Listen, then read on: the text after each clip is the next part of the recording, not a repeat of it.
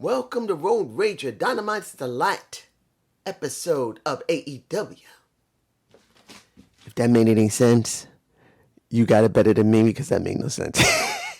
Welcome to Dynamite Delight. And what did we get in this show? Well, before I get started, I want to say I did see NWA Power was a very interesting episode. I'm just going to briefly say it's a good episode. It got a few flaws, but it's a good episode. If you haven't seen episode 34, I believe it's 34, you should watch it because it's actually pretty good. It does have flaws, but it's actually pretty good. Now, does this show have flaws? Not bad. This show is good. And what made this show really good was the fans. Seeing that place was packed. And it was a different venue than Daily's place. One, that made it really good. But the fans, you could see them just packed in. Some wearing masks, some don't. And if anybody says, hey, they should be wearing masks, remember, everyone is taking the injection. I've taken the vaccine injection. So generally speaking, it's safe enough that large amounts of people can be together unless a new strain comes out, which we don't know yet. So it's safe-ish. But seeing such a large amount of fans really helped the show.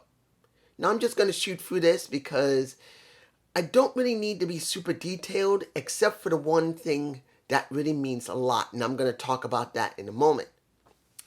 Cody versus QT Marshall in a South Beach smack. I don't care about the feud. That is the reason why I botch. I don't care about QT Marshall dealing with Cody Rhodes. I'm hoping it would be over, and I'm hoping this ends it. Cody won the strap match. You had to tap every turnbuckle to end it. Why couldn't you just make it a Texas strap match? Like a standard one. Do a strap match, either they get their butts kicked, or they got to do the as they did, hit each turnbuckle. I think it would have been just simpler. It's late night, guys. It's almost 12. I had to review the show a little bit more because, yes, I'm not going to be heavily detailed here, but I wanted to really get a good gauge for next week. So I kind of looked at it twice almost. So, that's what you get. We got the Kenny segment where Don put over everybody else. And Kenny barely talked. And it was not about Hangman Page until Dark Order's Evil Uno came out along with Evil Uno's posse. As you want to call the Dark Order. And he made it very clear, so you're mentioning everyone except the number one rated. You're mentioning everyone except for my friend. What's your problem? And pretty much he got his ass whooped most of Dark Order got their ass whooped until Hangman Page came out. In my face. Mostly due to the fact I'm yawning and I can't stop. Guys, it's been a long day actually. This has been a long day. It's good to see what they're doing with Hangman Page and Kenny Omega. It is going to come to a point where Kenny will be going against Hangman Page. Will it be this year? I don't know. The question is going to be, when it comes to it, will Hangman finally win the title? Are they going to finally let a Hangman Page take the title and finally let Kenny drop a title? Because he's still controlling the AAA title. He's still controlling the Impact titles. And he's still controlling the AEW title. So the question is, are they going to let him drop it? That's a question. Now, Karl Anderson made it very clear that when Moxley comes back, which is supposed to be next week, he wants the IWGP US title. Now, this is interesting. They already went through one New Japan Pro Wrestler already. So now, we're getting someone who's a former New Japan Pro Wrestler. And if they do have the deal, Karl Anderson and Luke Gallows have a deal. If they do, that means if Moxley drops the title, he will, Karl Anderson, be going to New Japan. Question is going to be, will this mean anything on Impact Wrestling? If he won. If he won. Because honestly, I don't think he's going to win. But if Karl does win, will he be doing something with it on Impact Wrestling?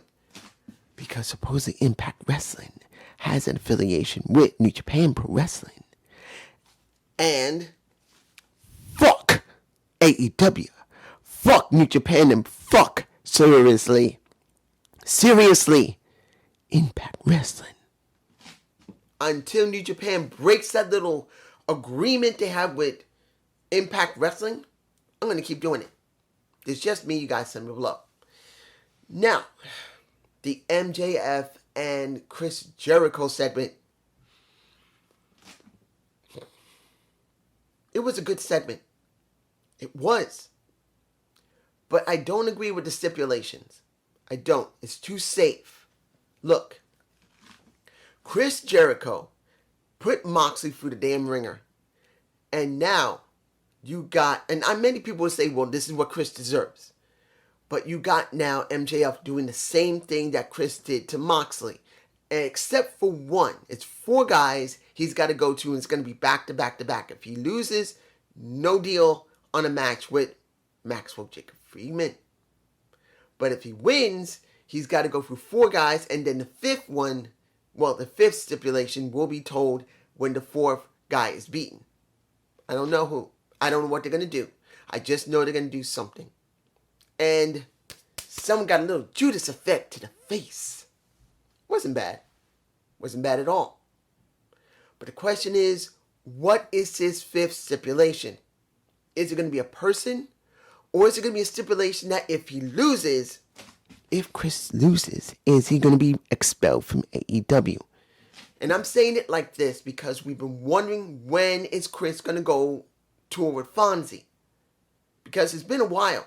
Many people thought it was going to be last year. So it could be this year. Never know. Oh, and I sound a little hoarse because my allergies are real. Oh, guys. My allergies are driving me insane, and my throat is just... That's how it feels, like... It makes me sound really nasally or very rough-voiced. This is what I get for not taking my allergy medicine. I forgot to take it today. And now my throat is killing me. Anyway, let's move on. We had... Well, the match I enjoyed the most was Seidel versus... I really had a hard day today. Andrade Elias. It wasn't bad. Now, I don't know what the mask was. It's in my face. I don't know why he did that. I don't know why he had his clothes in reverse where he had to pull it off this way. Don't know why. I don't agree with it. I think it looks a little cheesy. For me personally, it looked a little cheesy. But it was different from Andrade. We don't normally see him like that. So this was something different. It kind of reminded me a little bit of NXT when he began. The way he was dressed. But the match was very good and Andrade won. And I didn't expect him to lose. I didn't. That's just me, you guys. Comment below. Now I could expand more on the match that's going to be with Starks and Brian Cage. But I'm going to leave it for next week. Because that's when we're going to have Fightin' Fest. And the title that should not be a title, the FTW, is going up for grabs. And I'm just saying, unless it's going to Rampage, unless that damn title's going to Rampage and it's going to be defended there, I don't see why it should be cared about at all. It should be defended on Rampage. That's where it should go. That title should go there. But that's just me, guys. Tell me below. Let's go through the mixed tag of Bunny and Blade versus Cassie and Statlander. It was okay. And I didn't expect the heels to win. When have you ever seen Bunny and Blade win? You don't. By themselves, they don't win. This is exactly what happened last year and the year before. When it came to the Butcher and Blade, they never won. When it came to Bunny, maybe she got a couple of wins. But in this situation, I didn't expect them to win. Not one bit. You know what's kind of funny? When I used to watch Allie on Impact Wrestling and Braxton Sutter, which is Blade, when I saw them on YouTube, you got Bunny pretty much being a vegan. Mainly vegan.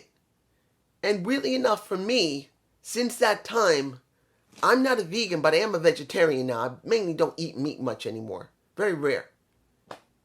But it's like, kind of ironic that I'm seeing them, and I remember her, and look where I'm at today. Weird. Anyway, let's move on. Top team with, Dan, I forgot the guy's name. Labano. I believe that's his name. Always forget the guy's name. He came in with a couple of very important stars from MMA and UFC. He spoke well, and he got his ass destroyed by Lance Archer. A little bit what you saw in Impact Wrestling.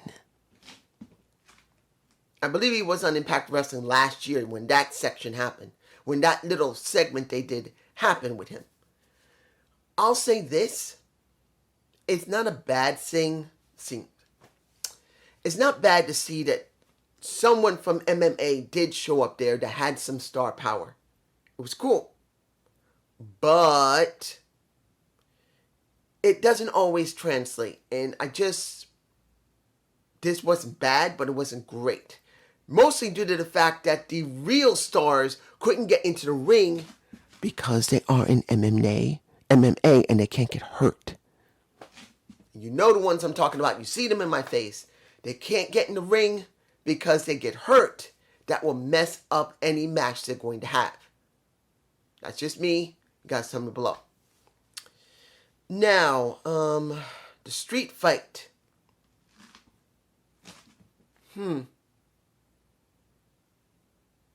I'll say this. It was not bad. Seeing that Penta and Eddie Kingston almost won was not unsurprising. The Bucks are not going to be stripped of those titles no time soon. They're just not. It's not the point if you think the Bucks should already be stripped. I mean, not stripped, but just give it up. But the point is that they're not going to let them drop it yet. Maybe next year they'll drop them. Because they probably think it's better to let the Bucks keep it because of their attitude right now. And those lamb chops, I hate it. But I respect them for doing it.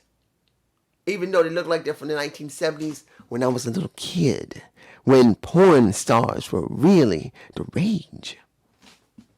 Unlike now, they make them into a damn spectacle like they're Hollywood people in their world. But back then, when I was a little kid, they had a mystique. They were a little edgy because people are not supposed to associate with porn stars back then. Now it's commonplace almost. Pretty much commonplace. Anyway, the most important thing of the show to me, the kick to the face. Or the kick around the world. I think maybe that'll be better. You pretty much had, and I know I'm missing a lot here. I know about Ethan Page. I know about Darby Allin. I'm not saying anything because I'm leaving for the coffin match. I want to see how far they're going to go. I want to leave it. Yes, they had a nice segment with JR, but I'm not talking about it. This is one we're talking about. Tommy End shows up when they call in a Art Anderson to do a little bit of talking because of what happened in the match in the beginning of the show. You get the lights flickering on and off. And again, because it happened in the beginning of the show, we get Tommy End kicking a Art in the face. Then we get a Cody Rhodes coming out. And then we get a kick to the face of Cody. And they go from saying that he is Tommy End to Malachi Black.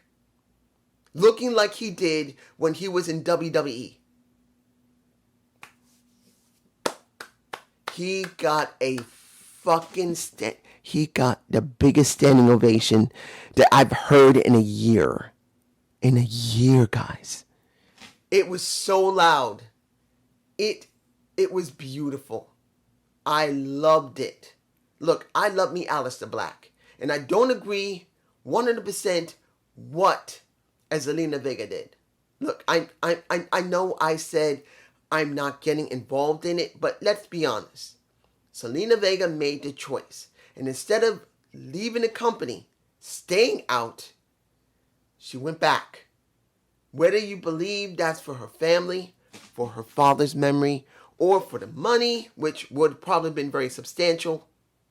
If it wasn't near where she was, it's either under it or because they really knew they fucked up well above what she was getting. She made her choice. And she's going to pay for it eventually because the fans are going to chew her ass out when they go touring again. When they start going on the road, they're going to chew her out or they won't say a word and then she'll be done. That's how it works. But when it comes to Malachi Black, if I remember his name next week, and I'll just say Tommy End, he did a good job. For a moment, he set everything ablaze for what he did. Now, I don't know about anyone else, but I think this was actually a very good show. This was a good show, had a lot in it and a lot I didn't cover, but I'm doing that on purpose because I really want to let this really soak in and see where they're going to go about it. Now, if you want to ask me about it, I might make a subsequent video about it, but I'm going to leave it until next Dynamite and Fyter Fest. It's just me. Have a good day. Have a good night. Peace. And I feel, oh, my eyes are still itching and my throat hurts. I got to take my medicine. Peace.